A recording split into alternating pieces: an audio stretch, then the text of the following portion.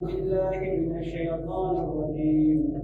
بسم الله الرحمن الرحيم.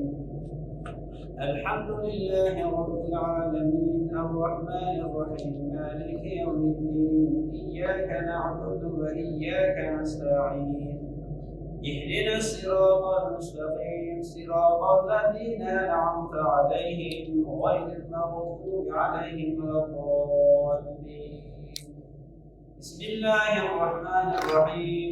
ألف لام ميم ذلك الكتاب لا ريب فيه هدى للمتقين الذين يؤمنون بالغيب ويقيمون الصلاة ومما رزقناهم ينفقون والذين يؤمنون بما أنزل إليك وما أنزل من قبلك وبالآخرة هم يوقنون أولئك على هدى من ربهم وأولئك هم المفلحون.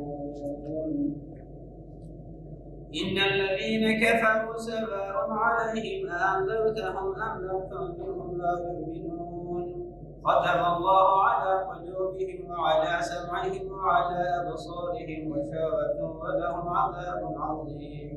ومن الناس من يقول آمنا بالله وباليوم الآخر وما هم بمؤمنين يخادعون الله والذين آمنوا وما يخدعون إلا أنفسهم وما يشعرون في قلوبهم مرض فزادهم الله مرضا ولهم عذاب أليم بما كانوا يكذبون.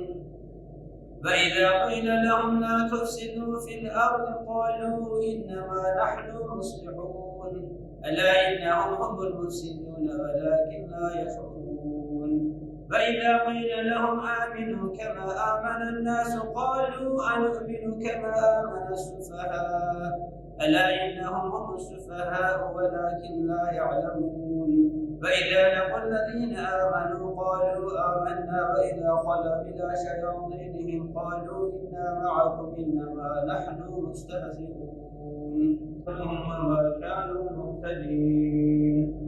مثلهم كمثل الذي استوقد نارا فلما أضاءت ما حوله ذهب الله بنورهم وتركهم في ظلمات لا يبصرون ثم بكم فهم لا يرجعون. كسيب من السماء فيه ظلمات ورعد وبرق يجعلون أصابعهم في آذانهم من الصواعق حذر الموت والله محيط بالكافرين. فبسمعهم وأبصارهم إن الله على كل شيء قدير. يا أيها الناس اعبدوا ربكم الذي خلقكم والذين من قبلكم لعلكم تتقون الذي جعل لكم الأرض فراشا والسماء بناء وأنزل من السماء ماء فأخرج به من الثمرات رزقا لكم فلا تجعلوا لله أندادا وأنتم تعلمون من دون الله إن كنتم صادقين. فإن لم تفعلوا ولن تفعلوا فاتقوا النار التي وقودها الناس والحجارة أعدت للكافرين.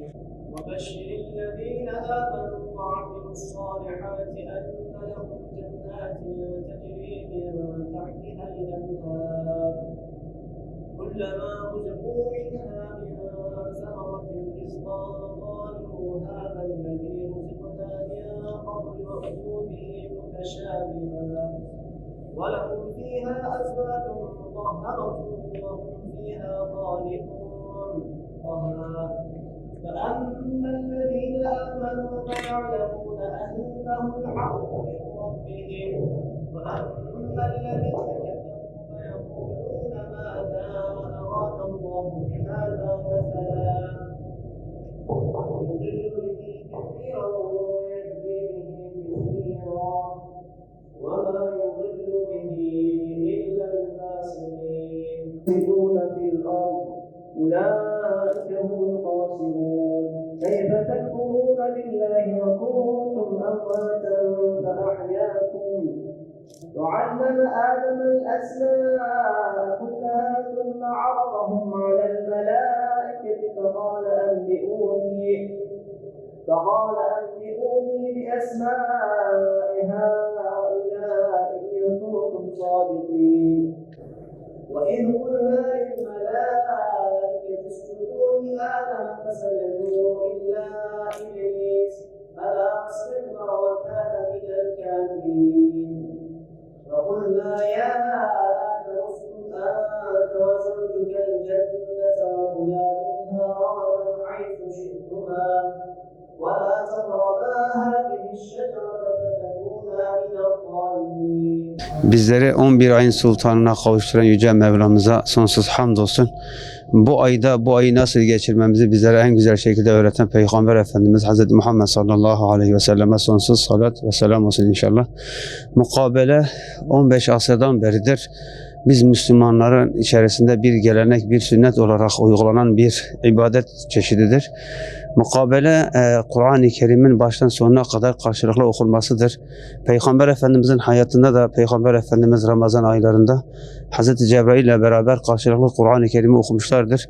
Ve o gün bugündür Müslümanlar da her Ramazan'da mukabele okumaktadırlar. Bizler de Mehmet Zahid Korkut Camisi görevleri olarak hem sabah namazında hem de öğlen namazında inşallah cemaatlerimizle beraber mukabelelerimizi okuyacağız. Çünkü bu aya kıymet veren, değer veren Kur'an-ı Kerim'dir. Biz de Kur'an-ı Kerim'den nasibimizi almak için bu uygulamayı devam ettireceğiz inşallah. Kur'an-ı Kerim bu ayda inmiştir. Bu aya kıymet veren, değer veren Kur'an-ı Kerim'dir. Kur'an-ı Kerim insanlık için bir hidayet rehberidir. Hak ile batılı birbirinden ayıran bir kitaptır. Kur'an-ı Kerim Allah'ın sözleridir.